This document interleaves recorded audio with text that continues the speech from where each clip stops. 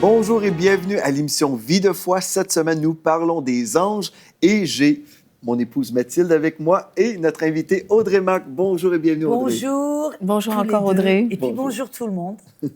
Gloire à Dieu, on a parlé des anges depuis le début de cette semaine. C'est un sujet passionnant. Vraiment. On va continuer aujourd'hui en parlant des anges, certainement. Et la question qu'on va se poser, quelle sorte d'attitude qu'on devrait avoir envers les anges? Mais juste avant, j'aimerais rappeler nos amis à la maison que Audrey, toi, tu voyages partout à travers le monde. Tu as ton ministère Go Tell Ministries. Et puis, tu habites en Floride, mais tu es originaire de la France. Et puis, tu parcours la planète en prêchant dans des églises, dans des conférences, dans des instituts bibliques aussi. Et puis, les gens peuvent te contacter en visitant ton site gotel.fr.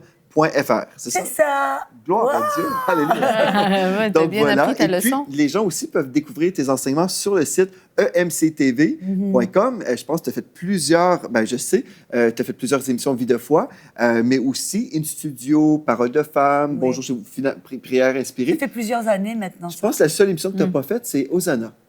Oui, c'est Je ne sais pas pourquoi qu'on ne t'invite pas. Est-ce que tu chantes? dans ma mémoire de souvent. Bon, gloire à Dieu. Mais nous savons aussi que tu es une enseignante ointe de Dieu. Vraiment. Et puis, c'est toujours un privilège pour nous de te recevoir. Oui, et vraiment, tellement. tout ce que tu dis, c'est toujours bon. C'est pour ça qu'on te réinvite. Mais oui. C'est facile d'enseigner avec vous parce qu'on sait que ça. On rebondit. On rebondit toujours, c'est trop super. Et puis on se nourrit l'un et l'autre. Donc, Audrey, explique-nous aujourd'hui quelle sorte d'attitude. On devrait avoir une bonne attitude avec les anges? Ben, toujours, on doit garder une bonne attitude. Mais quelle attitude adopter? Parce que c'est vrai qu'avec toutes les émissions qu'on a fait, je veux inviter ceux qui regardent l'émission. Si vous n'avez pas vu, aujourd'hui, c'est quoi, la 4e émission? Oui. Nous sommes le 4e jour, nous sommes jeudi. Mais lundi, mardi, mercredi, nous avons aussi parlé de pas mal de choses. Si vous n'avez pas vu ces émissions, je vous invite à aller les regarder sur mci.tv.com. Parce qu'on a dit des bonnes choses. On a construit une bonne fondation. Ouais, je crois. Mais la tentation serait, après entendre ce genre de choses sur les anges, que les anges sont là, prêts à nous aider, à nous servir, à nous fortifier, à nous protéger, à nous amener peut-être un message spécial. La tentation serait maintenant, au lieu de parler à Dieu ou de se tourner vers Dieu pour nos besoins, de se tourner aux anges. Et donc, on doit vraiment connaître qu'est-ce que la Bible, parce que ce que j'aime bien avec vous, pasteur Joël et Mathilde, c'est que c'est toujours ce qu'on enseigne ici, c'est la parole. Oui. Et ça doit toujours être dans la parole. C'est ça. Et Amen. toutes nos expériences doivent être validées dans la parole. Amen, oui. Et alors là, on va découvrir qu'est-ce que la parole nous dit à ce sujet.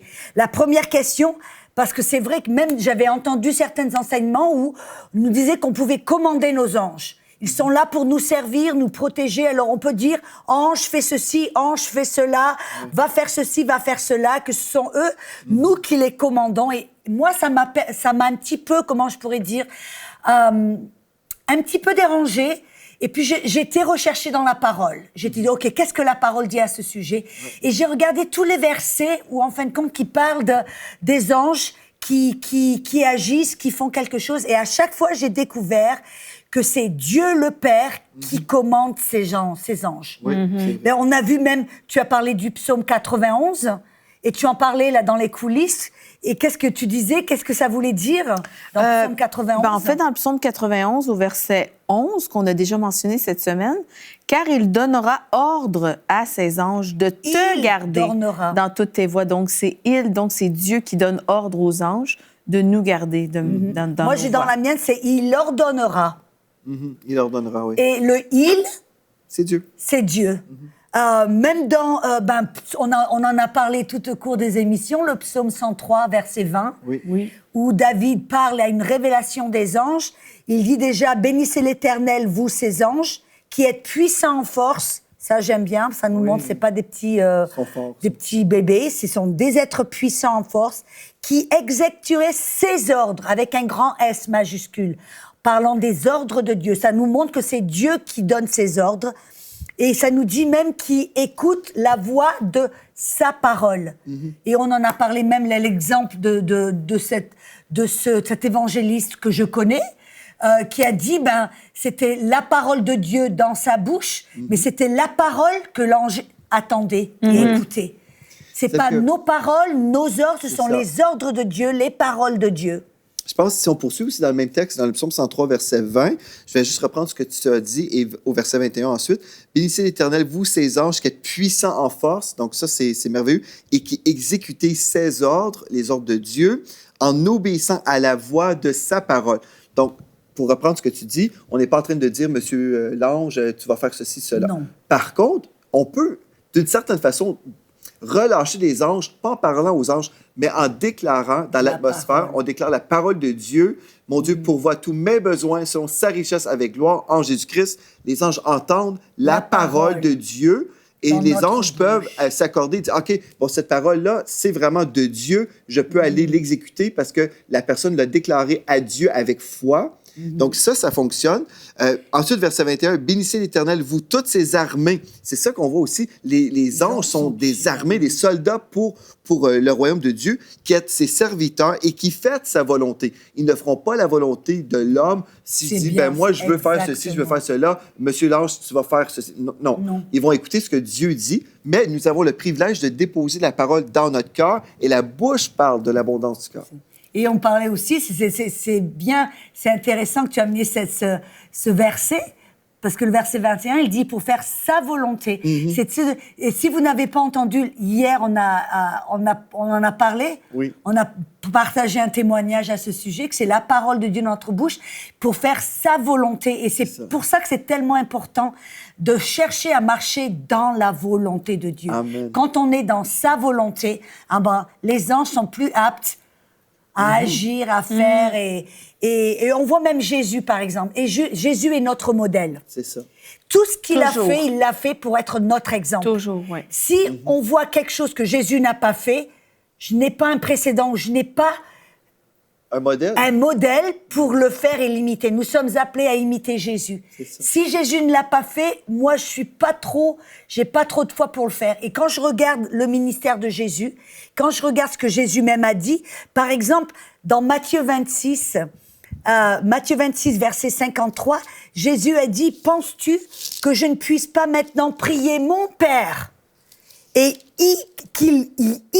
mon Père, me fournira plus de 12 légions d'anges. » Entre guillemets, qu'est-ce que ça veut dire? Lui, Jésus, si lui pouvait ordonner les anges lui-même, il l'aurait fait. Il aurait dit, ne penses-tu pas que je puisse parler à mes anges et leur commander de faire ceci et cela? Nulle part, on trouve Jésus qui commandait les anges ou qui ordonnait les anges. Non, qu'est-ce qu'il faisait? Il priait son Père, il demandait à son Père, il dit, et lui, mon Père, se chargera de commander les anges, d'invoquer les anges. Donc là, on voit un modèle que l'on doit imiter. On voit aussi dans Acte 12, verset 11. Je vais juste te dire une chose aussi, Audrey, c'est que juste avant l'émission, on parlait que des personnes qu'on peut bien aimer dans l'œuvre de Dieu ont déjà des fois mentionné « Ah, ben j'ai dit à mon ange ». Puis c'est ça, ça nous pose un petit peu des problèmes parce qu'on trouve ça, c'est pas vraiment biblique. Mais là, je me suis dit, ben peut-être ils se disent que puisque nous sommes le corps de Christ, nous sommes en autorité. Mais en fait, même la tête du corps de Christ, Jésus lui-même, n'a pas fait ça. Mais c'est ça, Jésus, sur la terre, il était la tête et le corps. Il était à part entière la tête et le corps. Et on voit là que Jésus... Non, il ne faisait pas. J'ai pas trouvé un exemple où Jésus a commandé les anges. Ou leur a ordonné de faire certaines choses. Donc, pour moi, je pense que c'est important d'imiter. Si Jésus, lui, n'a pas commandé les anges à faire certaines choses, je n'ai pas de confiance ou d'assurance par rapport à la parole de le faire. Mais par contre, comme on en a parlé hier et aujourd'hui, on peut mettre la parole qui est la volonté de Dieu. C'est ça. La parole est la volonté de Dieu. Et quand on déclare la parole, on déclare la volonté de Dieu. Et puis Dieu, lui, il parlera aux anges. Et les anges sont au son de la voix de sa parole. C'est ça. Et on peut être la voix de Dieu dans ce monde. Nous sommes la voix de Dieu. Quand nous prêchons, nous annonçons l'Évangile, nous sommes la voix de Dieu dans les nations. Même comme EMC TV, c'est une voix de Dieu dans les nations. Comme nous prêchons Jésus-Christ, bien, c'est la voix de Dieu qu'on entend quand c'est la parole de Dieu. C'est pas notre parole, c'est la parole de Dieu. Donc, c'est ça. Je suis d'accord avec toi. Oui. Même dans Acte 12, Pierre, il dit dans le verset 5 et puis verset 11. Il dit, Pierre donc était gardé dans la prison, mais l'assemblée faisait d'instantes prières à Dieu pour lui. C'est ça. Il dit, Pierre, dans le verset 11, étant revenu à lui, dit, je connais à présent certainement que le Seigneur a envoyé son ange et il m'a délivré de la main d'Hérode. On voit là, et on en parlait hier, tellement la prière est puissante. Amen. Parce que l'Église a prié et on voit que après la prière, c'est lui, Dieu, qui a envoyé son ange. Comme on voit dans Daniel 9 et Daniel 10, que c'est Dieu qui a envoyé Michaël à Daniel, qui était un prophète. Il lui a envoyé un ange pour lui amener un message précis. Mais si l'Église ne prie pas, c'est ça qu'on peut voir aussi. Eux, ils priaient pour Pierre dans le livre des Actes. Et si l'Église ne prie pas, bien, on n'a pas ce témoignage-là. Donc, l'Église devrait être motivée à prier. Oui, c'est comme le témoignage de l'évangéliste qui était dans sa baignoire. Non, mais pas lui, mais celui qui était protégé par 26 gardiens et à l'autre bout... Le missionnaire. Oui, le missionnaire, OK. Et à l'autre bout de la planète, il y avait des gens, 26 hommes qui ont prié et il y avait 26 anges, 26 soldats autour de son camp. C'est quand même spécial. Donc, on voit vraiment que... L'œuvre de la parole fait son effet et vraiment libère l'action angélique pour la protection et pour plein de choses. Et je crois que même, moi, ça m'arrive aussi. En tout cas, j'ai vécu ça récemment. Dieu me réveillait à 3h30 le matin pendant 3 jours de suite. Oui. Et puis, c'était vraiment pour prier pour une personne qui était dans un danger au niveau de sa santé, où je me réveillais à 3h30.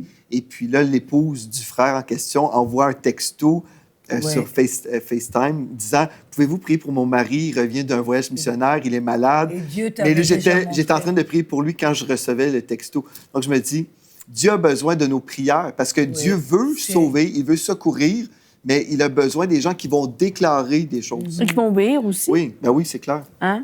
Oui. Ce qui mène, en fin de compte, à la prochaine pensée, parce que les gens...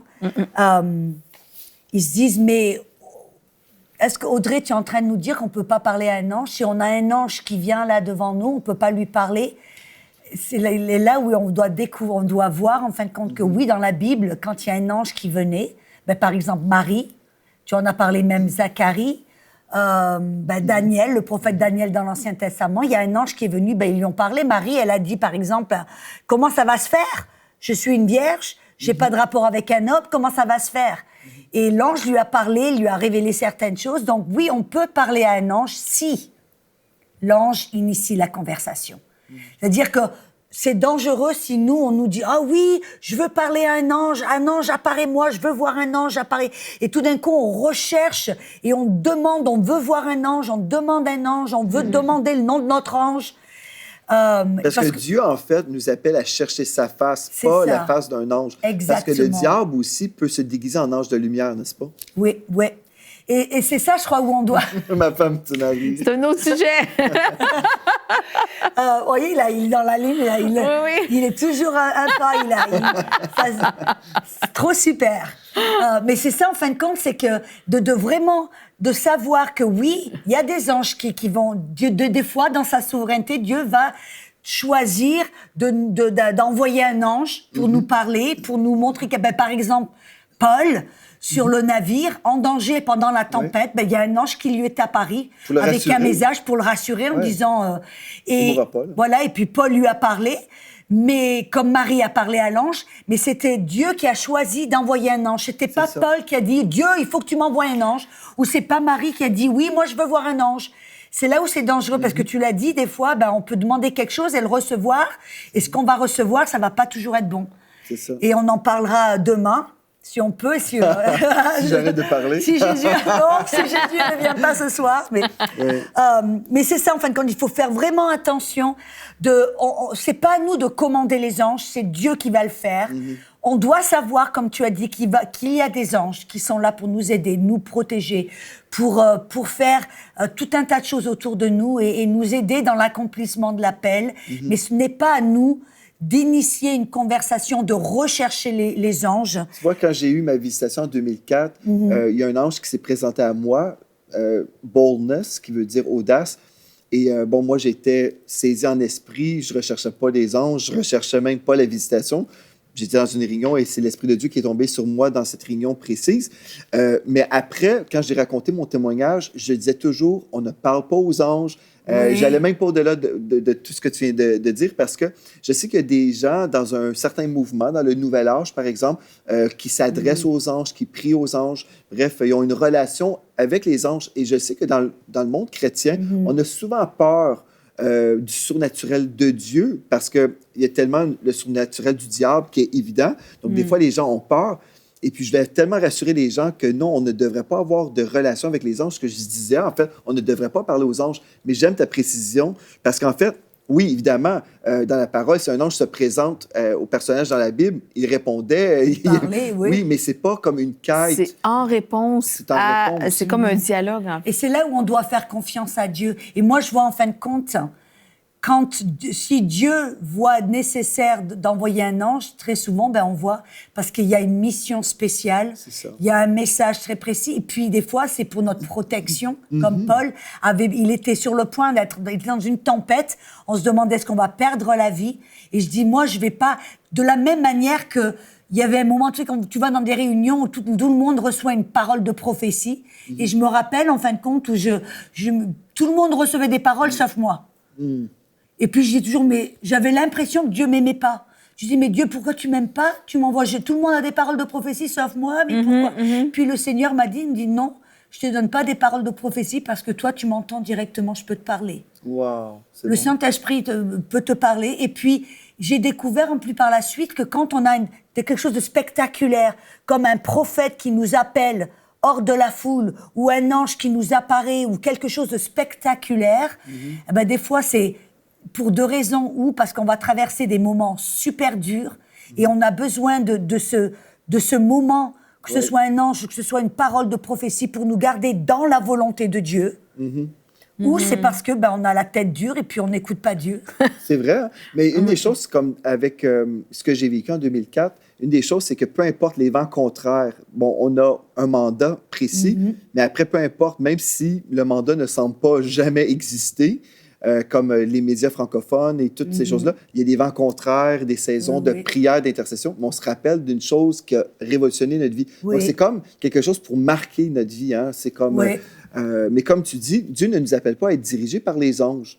Non, parce que nous sommes dirigés par l'Esprit. On ne devrait pas rechercher le ministère des anges. Non. C'est Dieu qui décide. C'est ça. C'est Dieu, et je pense que c'est important. On ne prie pas, et même Jésus, quand il a parlé de la prière, si c'était comment dire, si on pouvait prier aux anges, quand les disciples ont dit, enseigne-nous à prier, Jésus. Il l'aurait dit. Jésus, il aurait dit, mais quand vous priez, vous pouvez prier au Père, et puis de temps en temps, vous pouvez prier aux anges. Non, il a dit, quand vous priez, priez au Père. Et puis quand il leur a dit, ce que vous demandez en mon nom, au Père. C'est ça. Et pourquoi qu'on voudrait prier aux anges? Mais pourquoi? En fait, nous avons Dieu, le Père, qui nous écoute. Pourquoi passer par le CEO. Pourquoi passer par un serviteur? En fait, les anges sont des esprits au service de Dieu. Pourquoi qu'on voudrait... Pourquoi parler à un serviteur quand on peut parler au roi des rois? C'est comme si, pourquoi parler au directeur quand on peut parler au président? C'est ça. Mais on n'est pas en train de sous-estimer ou de dénigrer le ministère des anges. C'est qu'on a un privilège, je dis, on a un accès direct à travers la personne de Jésus-Christ au trône de la grâce. Donc, pourquoi s'en priver? Gardez nos priorités, gardez les priorités, puis gardez vraiment... Parce que même... C'est intéressant, même quand dans la Bible, des anges, on a vu qu'ils sont tellement impressionnants, ils sont... puissants en force, ils sont impressionnants. Quand dans la Bible, on voit les gens venaient en contact avec des anges, la première chose qu'ils faisaient, ils se prosternaient de la face parce qu'ils avaient peur, parce qu'ils étaient là, c'était impressionnant. Ils avaient même la tentation de vouloir, parce que c'était des êtres resplendissants, glorieux, qui émanaient une lumière et une gloire, parce qu'ils venaient de la présence du trône. Ça doit être donc, ils émanaient cette gloire, cette lumière, et cette vie. Et donc, la tentation de l'homme, c'était de se prosterner et d'adorer. Et même là, ça se voit, en fin de compte... L'Apocalypse 22. Oui, même dans Ésaïe, dans Apocalypse 2, c'est ça, 8 et 9, il dit, c'est moi, Jean, qui ai entendu et vu ces choses. Et quand j'eus entendu et vu, je tombais aux pieds de l'ange qui me les montrait pour l'adorer. Et l'ange a dit, oh là là, non, garde-toi de le faire. Je suis ton compagnon de service et celui de tes frères les prophètes et de ceux qui gardent les paroles. Oh, ça va en ligne avec ce qu'on a dit. Oui. Ceux qui gardent les paroles de ce livre. Oui. Il dit, adore Dieu. C'est ça. Adore Dieu. Voilà. Là, ce verset-là, ça en dit une ribambelle. Une ribambelle. Mais ça répond à la question. On devrait adorer Dieu. Oui. Les anges ne sont... Même si vous êtes devant un ange et que vous adorez cet ange, l'ange va vous dire, si c'est un ange de Dieu... Si c'est un ange de Dieu, il va dire, oh non, non, surtout pas, ne m'adore pas. Surtout pas, ne me loue pas. Il va toujours amener vers le Père et vers Jésus. Mm-hmm. Mais si c'est un ange de Satan, un démon, il va toujours essayer d'amener l'attention et il va détourner la personne de la vérité. Parce que c'est ça, Satan lui-même, il recherche l'adoration. Mm-hmm. C'est vrai, quand on pense à Jésus... Il recherche l'adoration. Quand on pense à la tentation de Jésus, Satan, en fait, il voulait que Jésus se prosterne devant lui. Mm-hmm. Il recherche l'adoration. Mais je pense aussi à Colossiens, chapitre 2, versets 18 et 19. Il est écrit qu'aucun homme, sous une apparence d'humilité et par un culte des anges... ne vous ravisse à son gré le prix de la course, tandis qu'il s'abandonne à ses visions et qu'il est enflé d'un vain orgueil par ses pensées charnelles, sans s'attacher au chef, dont tout le corps, assisté et solidement assemblé par des jointures et des liens, tire l'accroissement que Dieu donne. Donc, en gros, ici, qu'aucun homme, sous une apparence d'humilité et par un culte des anges, vous influence. Donc, quelqu'un aussi pourrait nous influencer en disant, bien, moi, je parle à mon ange, et puis j'ai un ministère de guérison. J'ai un ministère de guérison aussi. Il y a des gens qui ont eu des ministères de guérison, qui ont commencé bien avec Dieu, mais après, cet ange-là a pris un rôle qui n'était pas de Dieu, parce qu'un serviteur de Dieu va toujours être biblique, n'est-ce pas? Donc, si nous sommes dans la parole de Dieu, le Saint-Esprit est censé nous diriger, pas un ange. C'est pas l'ange qui va nous dire, ben là, fais ceci, fais cela. C'est le Saint-Esprit qui nous dit quoi faire, n'est-ce pas? Mais en fin de compte, dans le livre des Actes, je crois qu'il y avait un ange qui avait parlé, dis-moi si je me trompe, qui avait parlé c'était Cornelius, Corneille, qui lui a dit, va dans tel endroit, dans tel endroit. Et c'était intéressant, même là, l'ange lui a dit d'aller quelque part, lui a envoyé parce que c'était quelque chose de tellement puissant, ça voulait dire que tout le monde... païen, c'était la porte ouverte pour le salut. Mm-hmm. Mais cet ange n'a pas pu prêcher l'évangile. Il a dû envoyer Corneille, mais en fin de compte, Corneille avait eu besoin de cette apparition spectaculaire d'un ange, parce que pour le monde juif, aller prêcher aux païens, au monde hors du judéo, du monde juif, c'était de l'hérésie, c'était quelque chose. Et là-dedans, ce qu'on voit, c'était cet ange-là, aussi le mot angelos, qui parle de messager, tout simplement. Oui. Donc, c'est un messager, et c'est pas un directeur de vie. Non, aujourd'hui, on a le Saint-Esprit. C'est ça, nous sommes dirigés par le Saint-Esprit, mais un ange peut certainement donner, par exemple, dans ce cas-là précis, une direction. Mais là, c'est pas la direction d'un ministère de tous les jours, là, qu'on s'entend. C'est une visitation précise pour un mandat précis. Et c'est pour cela que cet ange a dû aller voir Corneille, parce que c'était quelque chose, si simplement il avait entendu la petite voix en disant, ouais, va dans la rue, il va prêcher à quelqu'un qui est italien ou tout ça, il aurait dit, non, je peux pas. Bon, il n'aurait pas fait la croix parce que... Mais il aurait dit, non, on va derrière moi Satan, c'est pas... Parce que pour eux, c'était l'évangile, c'était pour les Juifs seulement, et que ça ne faisait pas partie, ça n'était pas pour les gentils, pour ceux hors du... C'était quelque chose de nouveau, c'était quelque chose de tellement révolutionnaire qu'il a dû avoir cette visitation spectaculaire. C'est vrai. Mais tu as raison, pasteur Joël, dans la vie de tous les jours, nous et moi, nous ne devrions pas rechercher la direction des anges. C'est ça. On recherche le Saint-Esprit. C'est intéressant parce que Jésus a dit, je crois que c'est dans Matthieu, il dit une génération méchante et adultère qui recherche un signe ou quelque chose de spectaculaire. Et pourquoi adultère? Parce que qu'est-ce qu'il disait en fin de compte? Il disait, une génération à qui on a confié, on a donné le Saint-Esprit, qui est la troisième personne de la Trinité, et qui dit, bon, c'est pas suffisant, moi je veux un ange, moi, je veux ceci, je veux une apparition, je veux tout. Surtout, dans le contexte aussi, c'est qu'avec le Seigneur Jésus qui venait déjà de faire des signes, des prodiges, des miracles, et là, on dit, c'est pas assez, je veux encore des signes. C'est ça. C'est ça, c'est comme, nous avons la parole de Dieu, nous avons le Saint-Esprit avec nous. Le Saint-Esprit, en fait, je pense que des fois, les gens se disent, bien, j'ai prié, j'ai une relation avec Dieu, mais je veux vivre plus encore, là. Donc, ils s'imaginent qu'ils ont tout essayé avec Dieu, donc je vais peut-être avoir une relation avec les anges. Peut-être c'est la clé dont j'ai besoin pour vivre quelque chose de plus. Moi, je dirais, non. Poursuivez sur le bon chemin. Poursuivez vraiment votre quête, la recherche de la présence de Dieu. Passez du temps avec le Seigneur. Louez le Seigneur parce que Dieu habite la louange de son peuple. Passez du temps avec le Seigneur. Et si Dieu le veut, il va vous envoyer un messager si c'est sa volonté. Mais même si vous ne rencontrez jamais d'ange, vous le savez que Dieu vous a déjà donné un ange pour vous protéger. Vous pouvez déjà le louer pour toute la protection qu'il vous offre. Mais ne recherchez pas le spectaculaire. On ne recherche pas le spectaculaire. Des fois, on passe à côté du surnaturel parce qu'on cherche le spectaculaire. Mais la parole de Dieu dit, cherchez d'abord le royaume de Dieu. D'abord. Et toutes ces choses vous seront données en plus. Amen. Donc, Dieu va pourvoir à tout. Et si on a soif du surnaturel, si on cherche Dieu, Dieu va se révéler à nous. Il y a des personnes, là, je ne sais pas si ce serait possible. J'ai à cœur, il y a des personnes là qui ont recherché. Oui, vas-y. Il y a des personnes, vous avez recherché, vous avez une faim, une soif pour le surnaturel. Vous êtes allés dans des côtés un peu ésotériques, des trucs un peu le nouvel âge, et vous avez, parce que c'est votre cœur qui cherche.